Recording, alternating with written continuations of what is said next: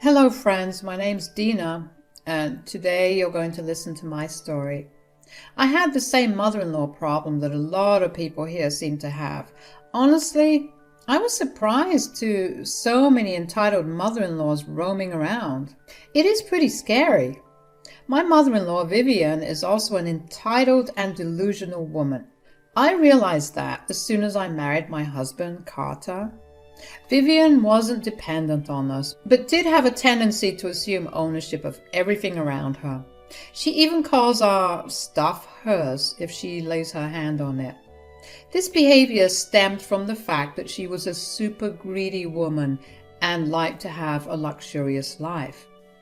Unfortunately for her, she never had the money for it. For the most part, Vivian and I managed to avoid conflicts, mostly because I kept my mouth shut. But once a big incident escalated and changed the way I dealt with her. You see, at that time I had recently gotten a vintage car in my possession. It was my grandfather's car that was left to me in his will after he passed away back then. That car was super important to me and I was glad to have it with me. But to my mother-in-law, it was just another thing that needed to be sold and the money shared with her. Carter and I had avoided telling her about the car because we knew she would say something ridiculous like, "Sell the car and give me money." And Vivian didn't disappoint at all. Vivian was staying with us for a couple of days because her house was under emergency renovation. Totally her fault, but that story is for some other day. So Vivian moves into our home and immediately refers to it as hers. It was annoying, but I ignored her like I always do. Now, the real problem occurred when she checked our garage and found my vintage car there. She was immediately back in the house and said, "Why is there a vintage car in your garage?" "Oh, that's my car actually. I recently got it from my grandfather who just passed away. So you can say it was my inheritance." "That is a freaking expensive car. I Googled it and it says that the price is around $100,000. That is a lot of money. I hope you're not thinking about keeping it." "Of course I'm keeping it. It was my late grandfather's car and has a lot of sentimental value attached to it. There is no way I'm selling." "You are absolutely insane. Listen to me, Dina. Think about what I said. You can sell the car and do so much with the money. You're being selfish by keeping the car and not selling it. We, as your family, deserve to enjoy your inheritance as well." Vivian's words were downright delusional. First of all, what I did with my private property wasn't her business. Secondly, I wasn't obligated to share my assets with her. What the hell was wrong with her? I really didn't know how to report to her, so I left her be and hoped that she wouldn't bring up this topic again. Well, I was wrong. She was super persistent and kept bringing it up. That night, when we were quietly enjoying our dinner, Vivian brought up the topic of selling my car again. She suddenly said, "So, have you thought about what I said? Did you make the decision to sell your car?" "For the last freaking time, Vivian, I'm not selling my car. That is just not possible." "This is completely unacceptable, Dina. You cannot simply have a car that costs so much. You are not a millionaire. Your Honda is good enough for you. You need to think about your family and sell the car and split the money. That way, everyone will get to enjoy it." "You cannot dictate what I do with my car, Vivian. That is totally up to me. I don't mind having the car sit in my garage. It is a sentimental car and I always wanted to inherit it. I am not selling it to anyone." "Carter, you need to tell your wife that she should sell the car. She can't just have an expensive car sitting around when we can have the money." Vivian had expected Carter to take her side. I can see why she would think that. Carter had a hard time saying no to her or setting proper boundaries, but he had been learning and getting better. So imagine Vivian's shock when Carter said, "Mom, it is her car, so she will decide what to do with it." You already heard her. The car has a lot of sentimental value. If she doesn't want to sell it, we are no one to force her. But Carter, it's just so much money. Even if it is a lot of money, that money is all hers.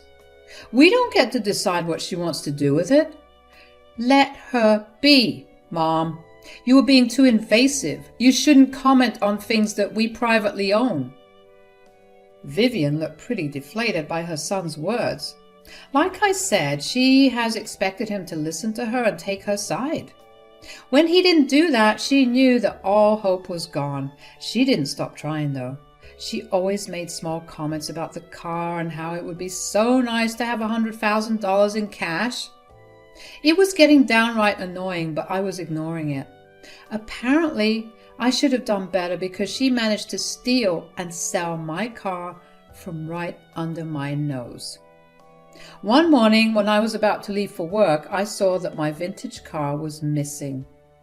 I was in the garage and was going to drive my Honda to work, but when I opened the garage, I saw that my car was nowhere in sight. I panicked and started to think the worst. The garage was open but didn't look like it had been broken into. Carter's car wasn't in its place because he had left for work way before me. So there was no way he had taken the car either. Someone must have stolen it. I immediately called work and took a day off to figure out what was going on. That car was precious to me and I couldn't rest until it was back in its place. I frantically called Carter just to make sure he didn't know anything about the missing car. I said, "Carter, did you take my car by any chance? It's not in the garage." "What?" "No, I took my Mustang." "What do you mean it's not in the garage? I saw it right there before I left." "I don't know, Carter. It's not in the garage anymore. I discovered it missing when I opened the garage to take my Honda to work." "I'm freaking out, Carter." "Calm down, Dina. We will find out where the car is. You need to go check our security cameras and see who took it. You can call the cops as soon as you find something. I wish I could help, but I'll be in an important meeting in a few minutes. Still, you can call me if needed." Carter calmed me down before telling me what I should do next. He was right. I needed to check the security cameras first. I opened the app on my phone and pulled up the videos of that morning. There, I found something really strange and disturbing. I saw that it was my freaking mother-in-law who had taken the car. Even after I told her hundreds of times not to touch the damn car, she didn't listen. I was extremely pissed. I called her and recorded the conversation. I said, "Vivian, where the hell are you? Why did you take my car?" "Oh, relax now, will you? I just took it out for a short ride." "No, you need to come back right now. I need my car back. I didn't give you permission to use it." "It was sitting in your garage, Dina. Since you don't want to sell it, I might as well make good use of it. Now stop calling me. I'll come back home when I come home." I was fuming at Vivian. To be honest, I almost called the cops on her. I was that furious. But I decided to give her a chance. She was my mother-in-law after all. If she returns my car without any damage, I would just make her face some consequences and make sure this doesn't happen again. In that case, I would not need the cops to get involved. I really didn't want to waste their time for nothing. But when Vivian didn't return for a while, I was starting to change my mind. What I didn't know was that things were about to get much worse. After an hour, I heard Vivian come in through the door. I was surprised to see that she hadn't come back with my car. I immediately knew that something was wrong. What was more worrying was the fact that she had brought several shopping bags with her. They were all luxury brands that she definitely couldn't afford. I ran up to her to confront her and ask her what the hell was going on. I angrily stopped her and said, "What the hell, Vivian? Where is my car?" "It's sitting in your driveway." "I'm talking about my vintage car, Vivian. Where is it? What did you do?" "Oh, you mean your vintage car. Well, I guess you can say goodbye to your $100,000 car. Oops, too late. It's already gone." "What do you mean it's too late? You need to be more clear, Vivian. I'm running out of patience." "I did what you should have done a long time ago. I sold your car." Vivian said that very nonchalantly. She literally had no remorse. In fact, she looked very pleased with herself when she said that. My anxiety had now converted into just pure rage. I couldn't believe what Vivian was saying. She just said that she sold my freaking vintage car. I tried not to yell at her, but it was difficult since I was close to exploding. I said, "You sold my car? Are you serious right now?" "Yes, I'm very serious, Dina. I sold your car today itself. It did bring in some good money. How do you think I paid for all that stuff?" Let me just recount everything to see if I got it right. You stole my car, and instead of returning it safely to my garage, you sold it for cash? Yes, that's exactly what I did. Why do you look so surprised? I told you that you need to sell the car. Having such an expensive car sitting in the garage is a waste of money. Are you freaking insane, Vivian? Who gave you the right to steal my property and sell it for your own benefit? Whoa, you're getting ahead of yourself, Dina. I do plan on using the money for family stuff too. I've just booked plane tickets to Alaska. We will have a nice time at a ski resort that I always wanted to go to. See, I'm not the only one who'll be enjoying the money. If you behave, I might give you some of the money so that you can buy something for yourself too. Vivian was just making my blood boil. I was so freaking close to losing it. Some part of my brain refused to believe what Vivian was saying. It was difficult to comprehend someone being so damn entitled that they would sell something that isn't theirs. But with my mother-in-law, everything was possible. Despite everything, I decided to give her one more chance. I said, "Listen to me, Vivian. You will take your car, drive to the place where you sold my car, and bring it back to me right now. I will say this only once. Take this as your last chance not to mess up your life." Are you threatening me, Dina? Well, that's not going to work. The car is sold and I already spent some of the money. Besides, I didn't sell it just so you can demand to bring it back. So, you are saying that you won't bring my car back? I gave you a chance to reserve your stupidity and you won't take it, is that right? God, you're slow, Dina. There's no way I am bringing your car back. Like I said, it's long gone now. You can go drive your Honda for all I care. All right then. Don't say that I didn't give you a chance. Vivian didn't even bother to hear the last part. She simply took her shopping bags and went to her room. My mind was spinning at the freaking audacity of this insane woman, but I knew that yelling at her wouldn't work. I needed to act fast if I wanted to get my car back, so I did what any sane person would do. I called the cops and told them what happened.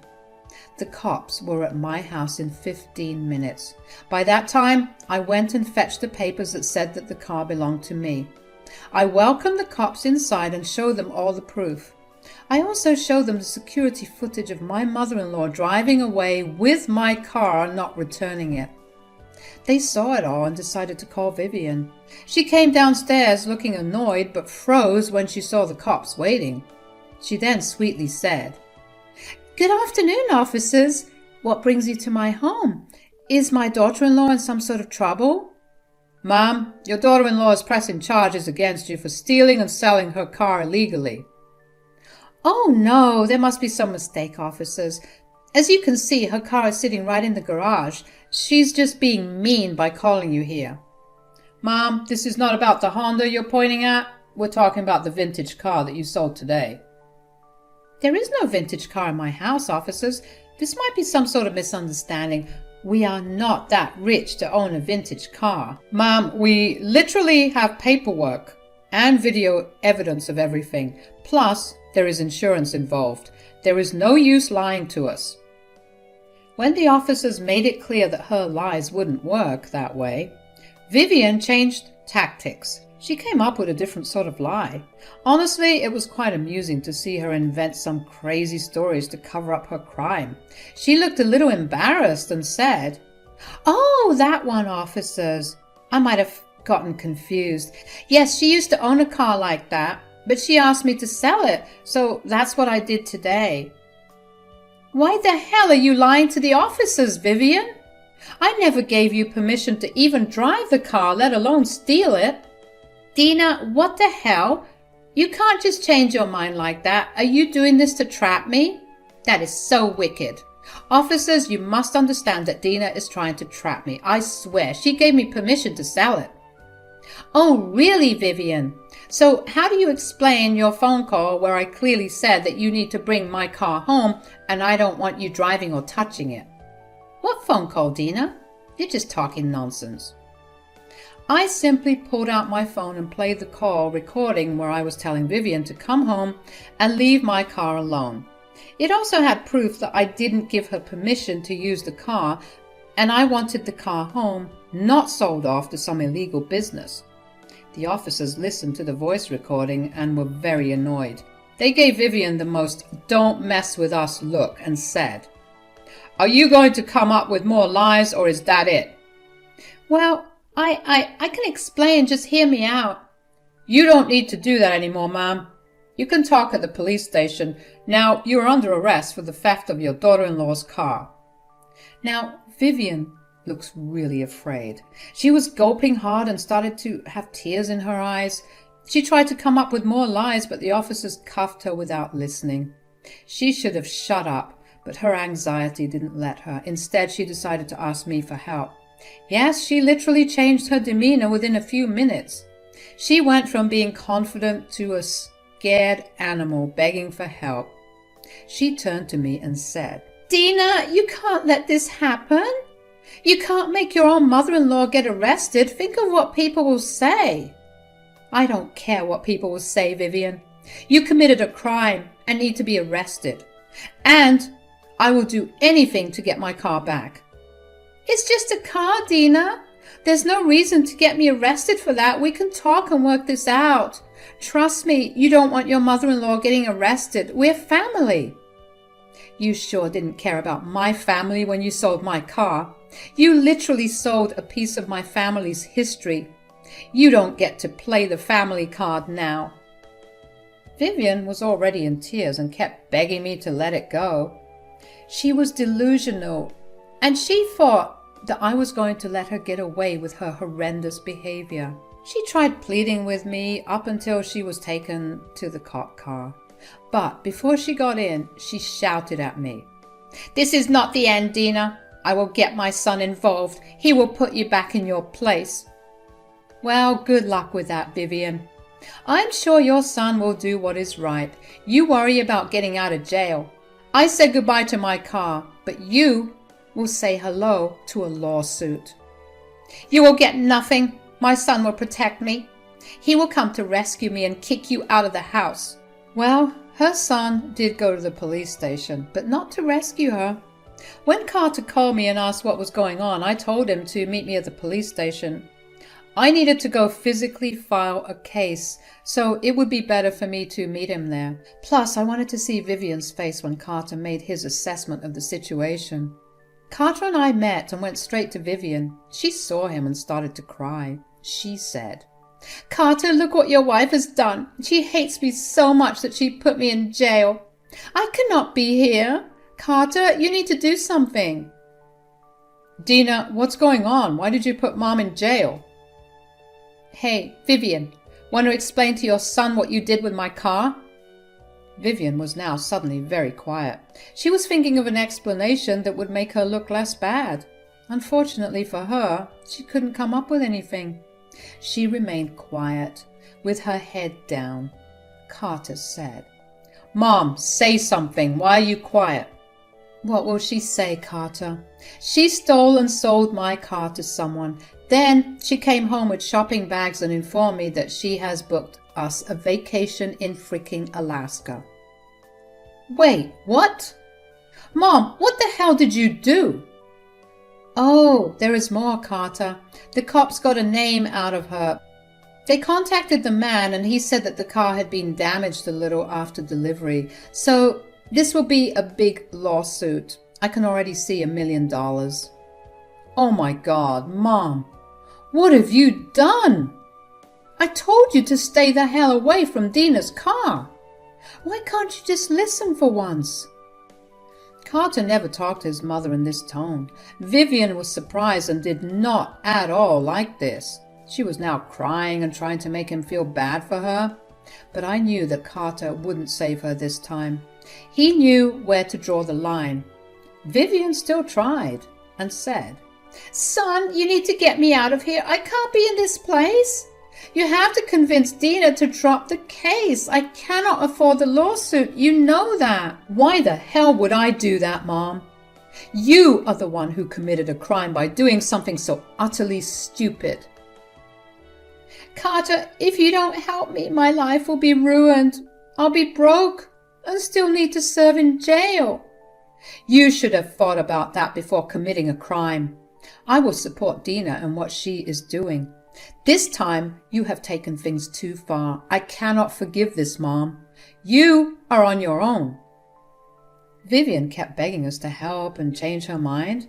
Yes, she went back to begging me for forgiveness as well. Not that I was going to listen to her. Carter was extremely pissed and decided to leave the police station with me. He was really apologetic about his mom's actions and said that he would never forgive her for this. He actually encouraged me to pursue my case and get my car back.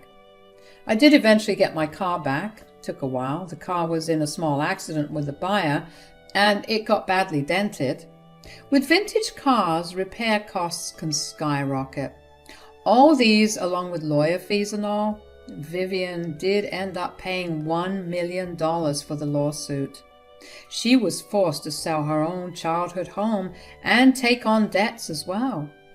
It was a horrible situation for her, but she didn't have our sympathy.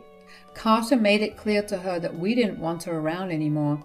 He also said that she better not expect to hear from us for a long time.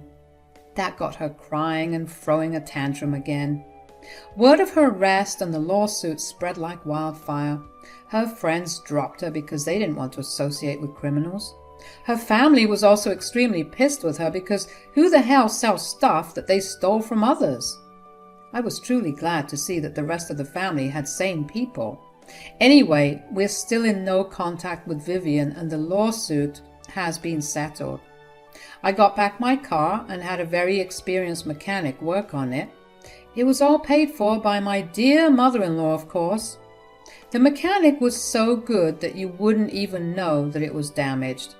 So I got my new car while Vivian lost her own house and is now living in a rented apartment alone and desperate for company.